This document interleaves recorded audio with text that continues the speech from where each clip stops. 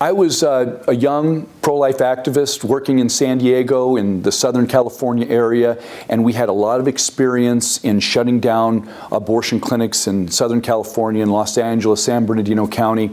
We began to run up against something that was unknown at the time, and that was embryonic stem cell research. And we realized that we would never win the debate on the beginning of life, or the protection of children at the very beginning of life, a one-celled embryo, as long as there was a late-term abortion facility located in the middle of the country.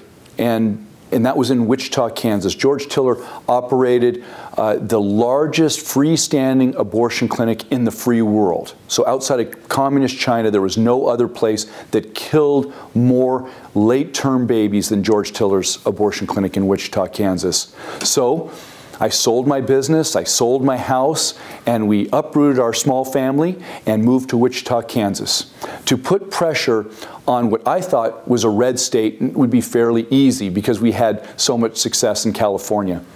But it took us 5 very long years to change the local government, the local district attorney we had to change. We had to change the Attorney General, the Kansas Board of Healing Arts, the Kansas Department of Health and Environment, the Attorney General, and ultimately the governor.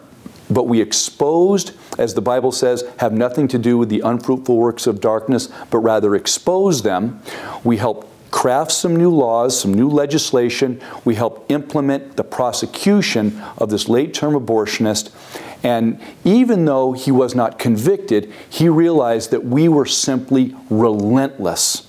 And he ultimately retired and began shutting down his abortion facility. And that's how we win. We win by being specific, by being relentless, and being peaceful and nonviolent.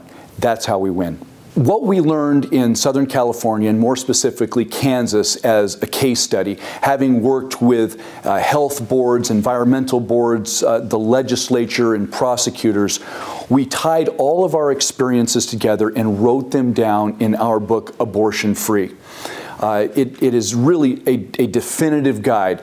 It distills everything that we have learned over the years to be very specific, to craft even things as small as a medical board complaint. You're going to learn how to write a medical board complaint, how to interface with a prosecutor, because we know and we show you in detail that if you follow these step-by-step instructions, you're going to be able to put the same amount of pressure, if not more, on your local abortion provider and get them shut down.